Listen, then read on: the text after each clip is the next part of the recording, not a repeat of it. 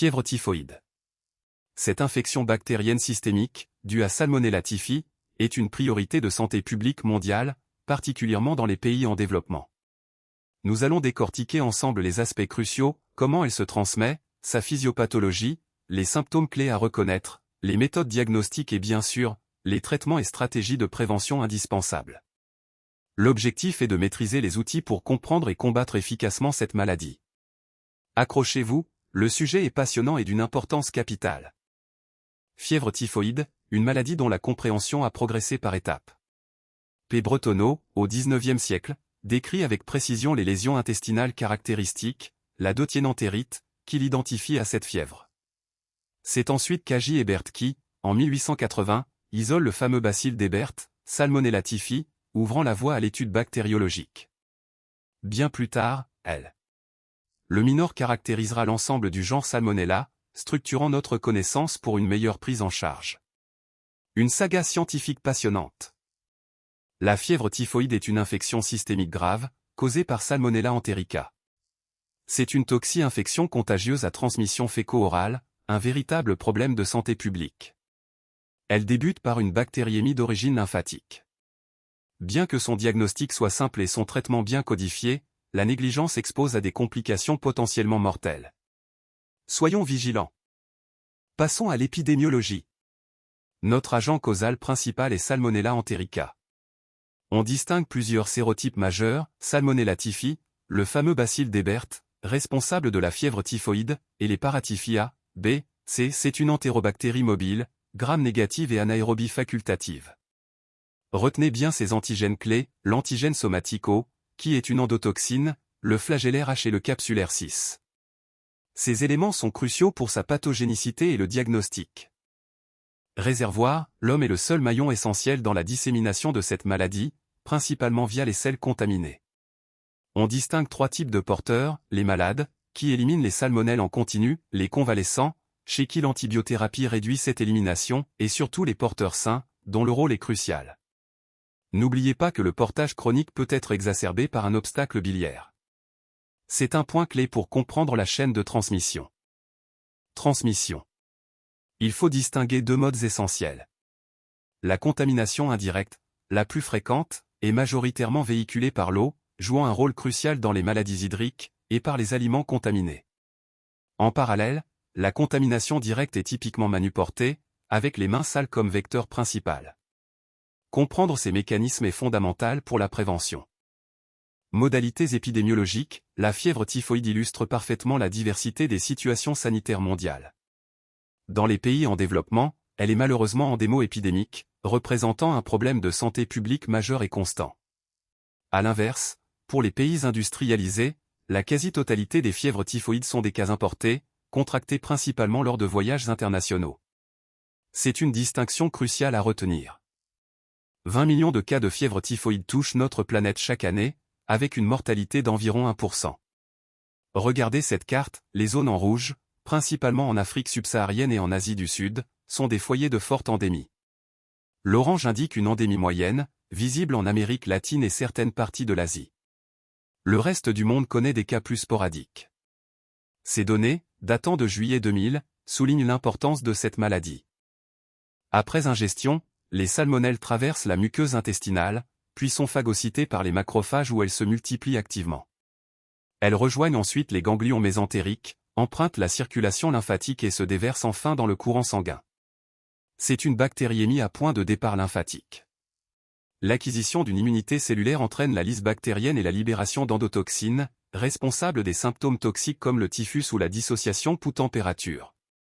Notez que les localisations viscérales suppurées demeurent rares. 4. Pour l'aspect clinique. C'est crucial. On commence par l'incubation. Sa durée est variable, mais ce qu'il faut retenir, c'est une moyenne d'environ 14 jours.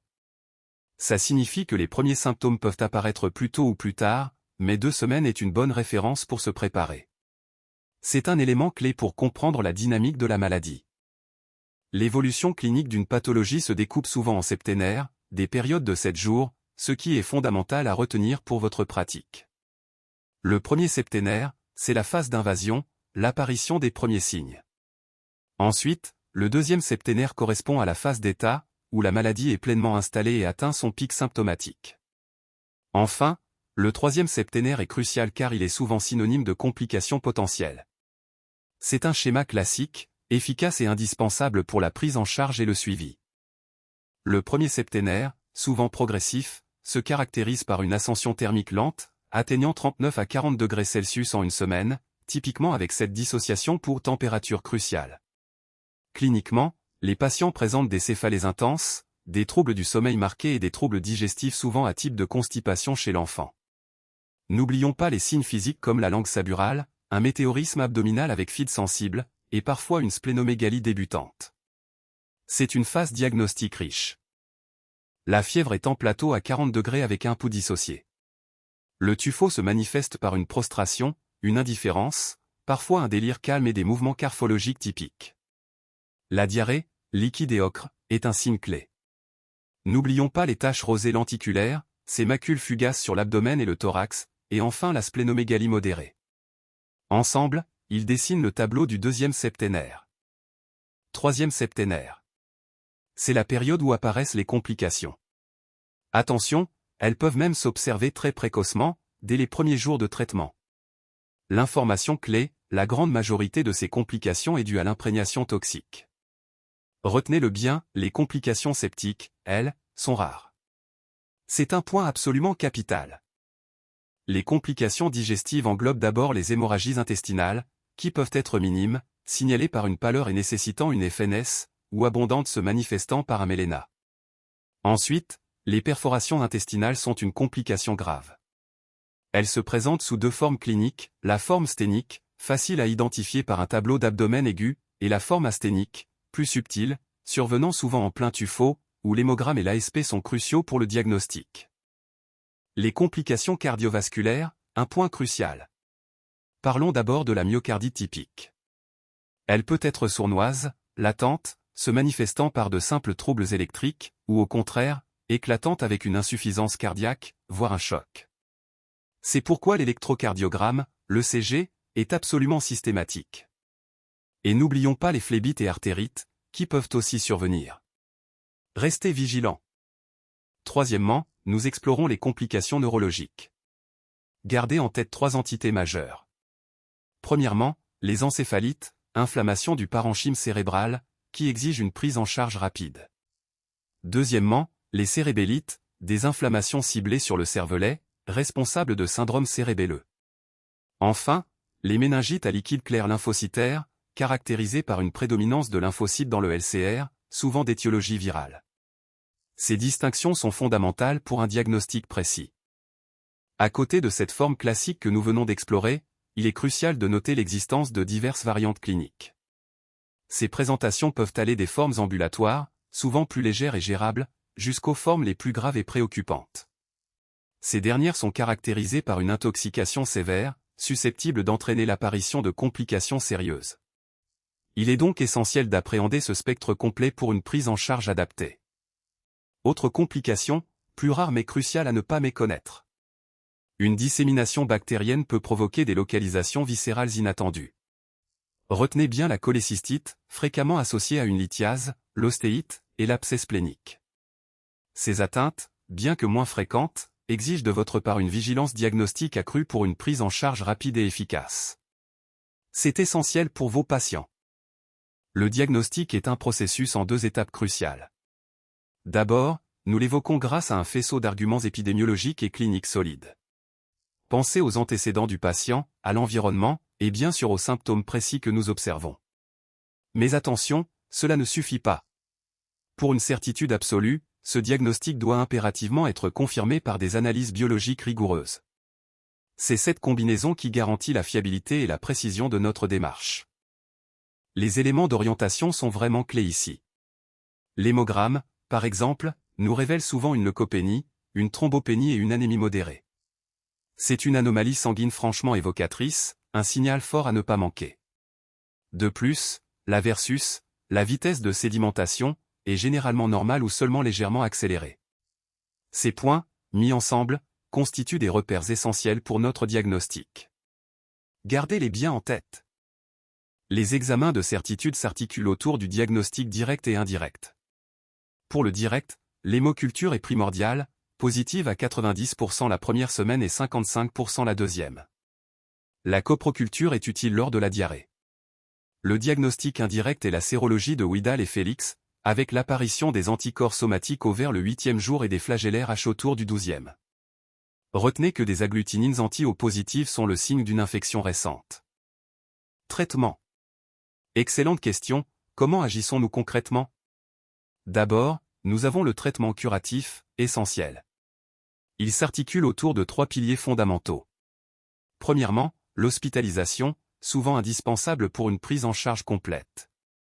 Deuxièmement, le traitement symptomatique est primordial, on met en place un régime alimentaire lisse, hypercalorique, avec un apport hydrique majeur pour stabiliser le patient.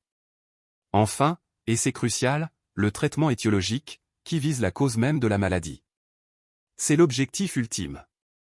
Traitement étiologique des infections à salmonelle. L'antibiothérapie est absolument cruciale.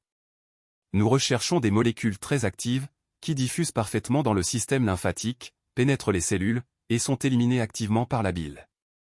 Ces 3 critères sont essentiels. Et, chaque fois que possible, la voie orale est privilégiée pour sa simplicité et son efficacité. C'est clair pour tout le monde? Moyens thérapeutiques disponibles ici, nous avons d'abord le cotrimoxazole et l'amoxicilline, avec leurs posologies orales respectives. Pensez aussi au phénicolé, notamment le thiamphénicol, également par voie orale avec sa dose.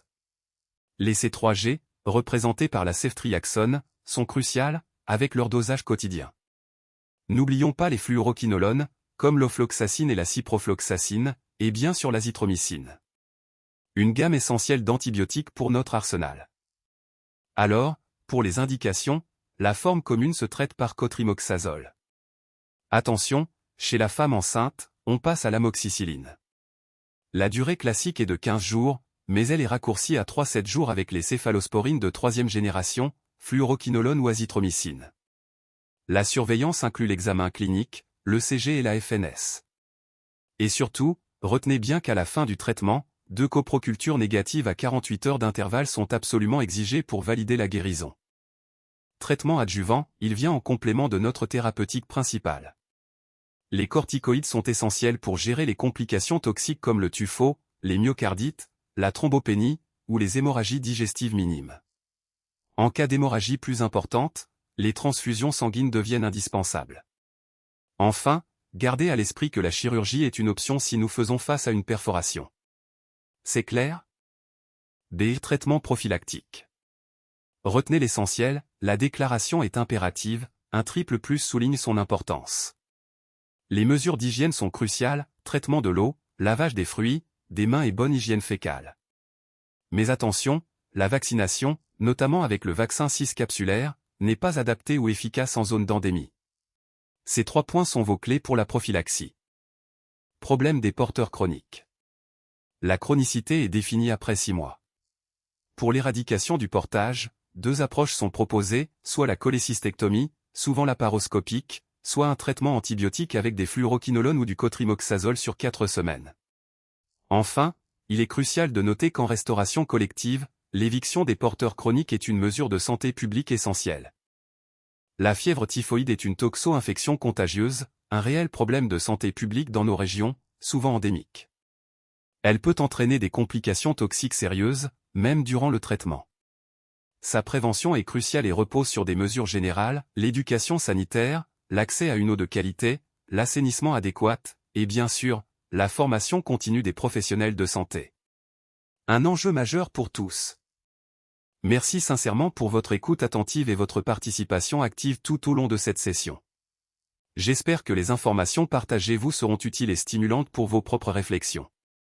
N'hésitez surtout pas à poser vos questions dès maintenant, ou à me contacter par la suite pour approfondir certains points. Votre curiosité et votre esprit critique sont essentiels à nos échanges. Un grand merci encore et au plaisir de futurs débats.